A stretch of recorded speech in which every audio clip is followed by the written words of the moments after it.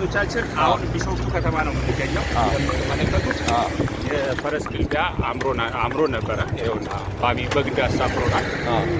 በፈረስ እየተጓዝን ነው። ፀሐዩ ምንም ቢበረታብን ያው ለማየት ያህል ተሳፍረን ስለማናውቅ ሱሌ አንተስ ምን ትላለህ?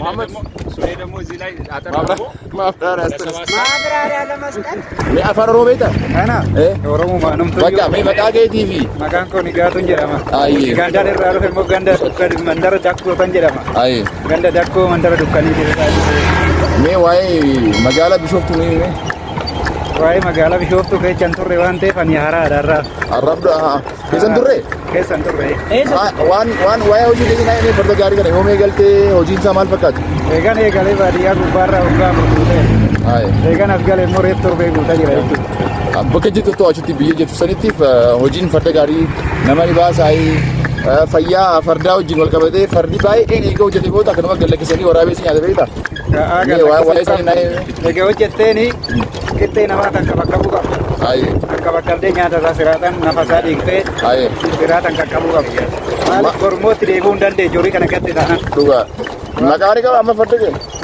maqaan qaba maqaan isaa moo maqaan isaa Simalee Simalee ta'e yoo yaamtummaa beeka addaan ni hawwaata as jala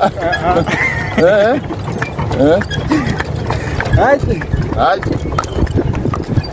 ayyee daawwattoota keenya akkuma ilaalaa jirtanitti anaaf Mahammad Sulee fi Baltaal Gizaaw magaala Bishooftuu keessa farda gaariitiin deemaa jirra. Mahammad Sulee maal si dhagama? amma dasdastaan na dhagama. Dasdastaan moo? Dasdastaan na dhagama. Ayyee Dasdastaan kun na dhagama bishaan haraarsatti daawwannee jirra magaalaa keessa gaariidhaan nama shirshir jechuu jirra. Walii galatti Bishooftuun jiddu gala bashannanaati.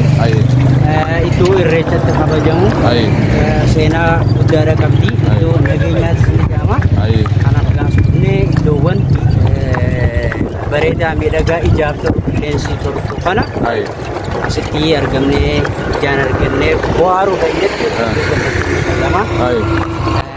Waa'ee magaalaa Bishooftuu beektaa Mahammad Sulee magaalaa Bishooftuu keessaa kun moggaasa wajjin wal qabatee waan beektu qabdaa? Akka maalitti tilmaama kana gaafatta moo akka ogeessaa? Jechuun waan homa beektu ogeessaa haa ta'u tilmaama haa ta'u waan homa beektu naa tilmaama siifin sirriidhaan moo hin beeku? Tilmaama Bishooftuu jechuun kan waan bushaawota akka irraa dhufee na fakkaata. Waan bushaawu? Jecha bushaa waan soogiddan qabdu.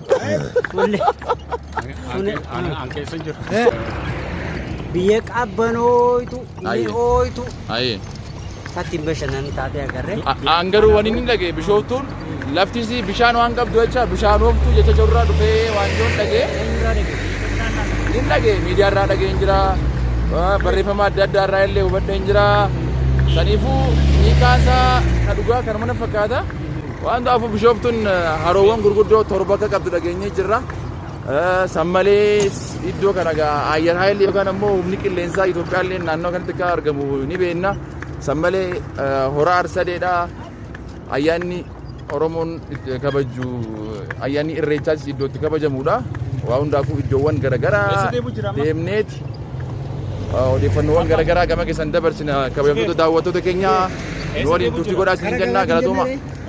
akkuma agartan magaalaa Bishooftuu keessatti argamna.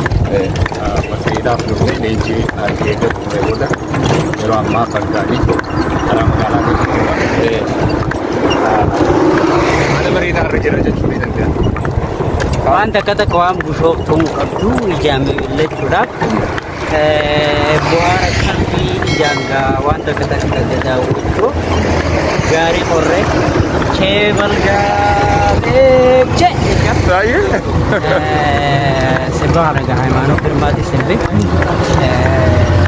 ድሬዳዋ ጨዋዳት እንዴት ከመጋሪ እስማ መጋላ በነገራችን ላይ ያው የፈረስ ጉዞዎች ካነሳን አይቀር አሁን ላይ ባለው ሂደት ያው ባጃጅን ጨምሮ የተለያዩ የትራንስፖርት አገልግሎቶች አሉ። ሞተር አለ፣ እንዲሁም ደግሞ የታክሲ አገልግሎት አለ።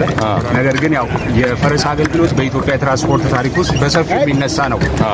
ቀደም ባሉ ጊዜ አዳማ፣ ቢሾፍቱ እና አንዳንድ ቦታዎች ላይ በፈረስ ነበረ ሰዎች በብዛት የሚጠቀሙት። አሁን ግን ከከተማ ወጣ ባለመልኩ ያው የፈረስ አገልግሎት የትራንስፖርት አገልግሎት ሲሰጥ እየተመለከት ነው። እኛ አንድም እሱን ለማስታወስ ነው እንግዲህ ዛሬ ታክሲን ትተን ያው ፈረስን አማራጭ አድርገናል። ፀሐዩ በጣም ያቃጥላል፣ ነገር ግን ጉዞ በጣም ያማረ ነው። እየተዝናናን ነው ማለት ነው። የቀድሞ የስራ ባልደረቦቼ ጋር እኛም በስልጠና ላይ ተገናኝተን እንደዚህ አይነት ጉዞ በማድረጋችን ደግሞ ደስ ብሎኛል። ይህንኑ ስሜታችንን እንድትጋሩ ነው። እናመሰግናለን በጣም። ስለዚህ ደስታ ተሰምቶናል። ቢሾፍቱ በጣም ደስ ነው የምትለው እና ቼቼ እያለ ነው። አይ ዳውቶ ተገኘ ጋ አኩማ አፋን ማሪፋት ይበልጣል ገዛው ኤፍኤም ሀዩ ሀሮማያራ አስ ለእንጂዳ ወርክሾፕ as Bishoftutti ol qunnamneet tajaajila geejjibaa farda gaarii kana takkaan seenaa biyya keessatti ijaan arguu malee viidiyoodhaan laaluu malee takkaa yaabbadhee hin beeku. Amma kun yeroo jalqabaatiif ni yaabbadhee jira. Hedduu nama gammachiisa.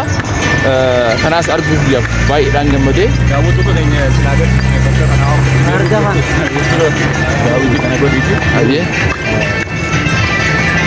Akkuma agartan haala bareedaa. Fardis maqaan isaa Simaleedha. Akkuma eenyu maqaan keenya?